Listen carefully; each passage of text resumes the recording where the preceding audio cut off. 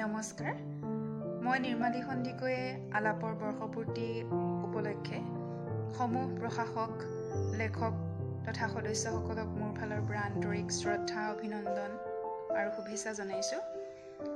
আলাপ আচলতে আমাৰ বাবে এখন খুব ইতিবাচক মঞ্চ হিচাপে পৰিগণিত হৈছে।